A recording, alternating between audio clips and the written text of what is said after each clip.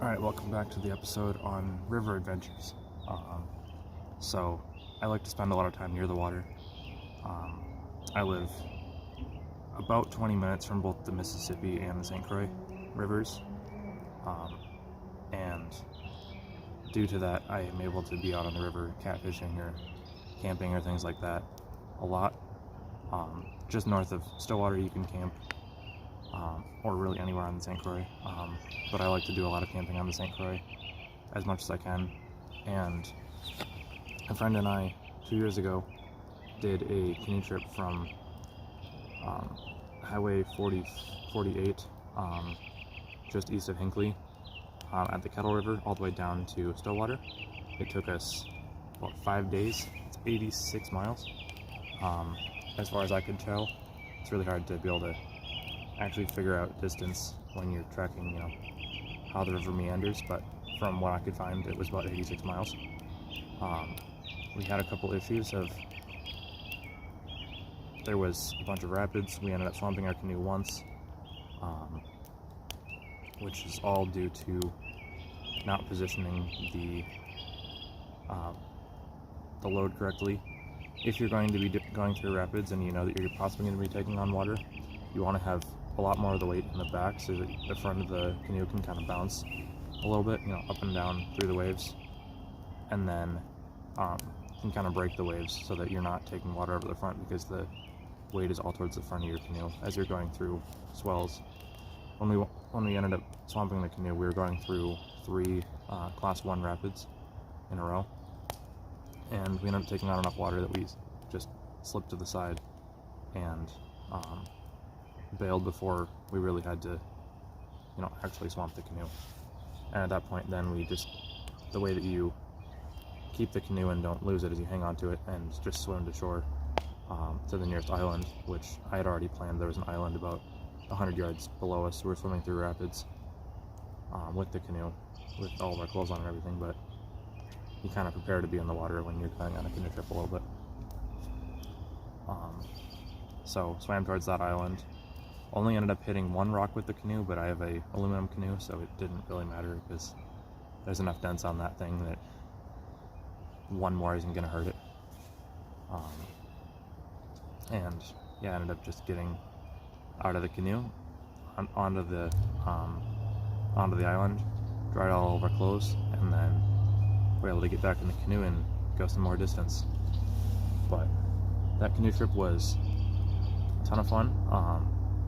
Our first night, I think we only went like 7 miles, and then decided that it was a great idea to, because we started at Highway 48 and stayed at Maple Island, just outside of St. Croix State Park.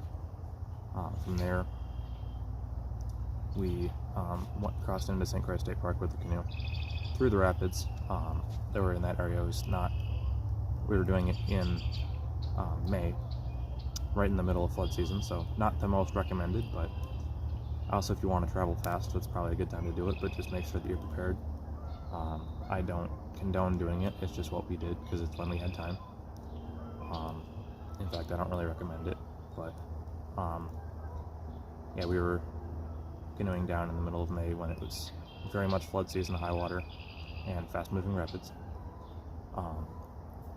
And when we got across the river, we hiked, I believe it was 8 miles from the landing to the fire tower there.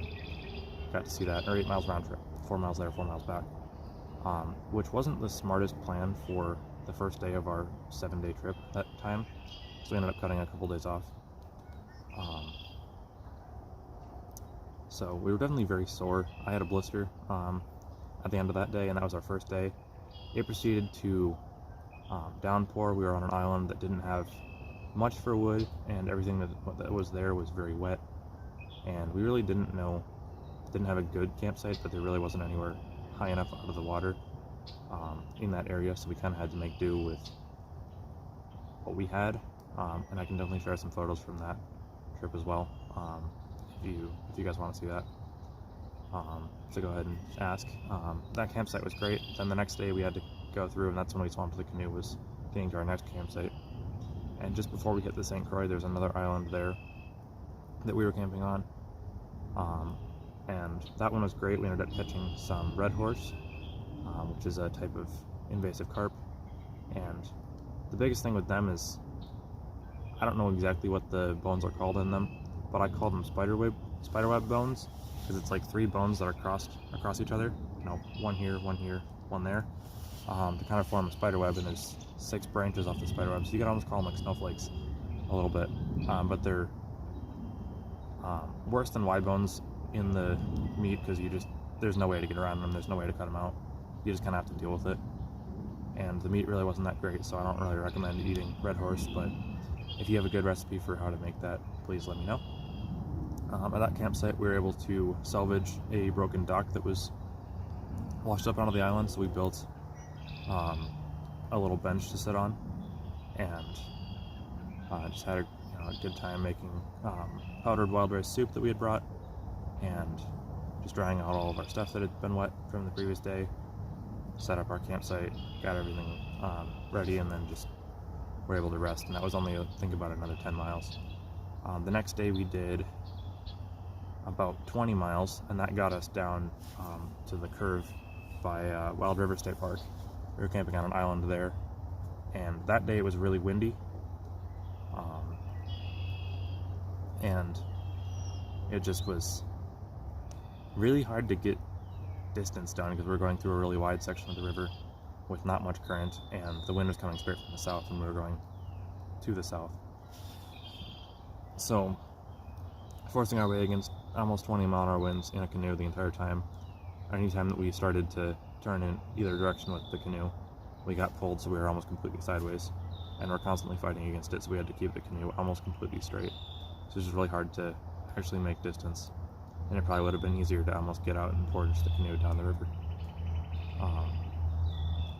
That wasn't really an option either, because it was just, the river was really high, and if we went into the woods at all, we would have been breaking through brush with the canoe, which portaging the canoe through brush is not easy at all.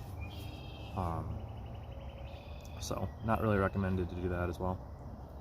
Our next day was going through Taylor's Falls, so we ended up doing 30 miles down to just north of Somerset, so from probably 10 miles north of Taylor's Falls to 3 or 4 miles north of Somerset, and staying on an island there. The biggest thing is islands you can generally camp on. They're not really agreed to as which state owns them for the most part, so I have found that you're generally fine to camp on an island, and as long as you're not, burning the place down or leaving any trash, no one really cares. So whenever I camp on islands as much as I can, just to minimize the possible risk of having anything happen, or having any issues, just because sometimes the laws are a little bit foggy on what's going on or where I can camp, and the best way to do that is just to be as prepared as you can, know where you're camping, and then find a spot that'll be the least intrusive if there is an issue. So camping down there, that was a 30-mile day. We ended up portaging 2 miles through downtown Taylor's Falls due to the dam there, and just not really finding a good spot to get the canoe back down to the river. The issue with that was we ended up having to make 2 trips, so it was a total of 6 miles, and already having paddled 30 miles that day, and having done 3 days before that, we were starting to definitely feel it. But the nice thing is we were not too far from the end of our journey, so we were kind of feeling that as well, but definitely needed some rest. So our campsite there was a really nice, it was really nice to be able to make it there and just be able to rest as well. And then on our final day, we paddled underneath the Arcola High Bridge and made it into Stillwater with extra time. We were able just to rest and explore the waterfalls around Stillwater, and just have some time to just enjoy nature before we got picked up and then went back to our normal lives. And so that's one of the river adventures that I've had. I can definitely share more, and I definitely will be sharing more in the future, but I hope you you enjoyed coming along, and I will see you around. Thanks for stopping by.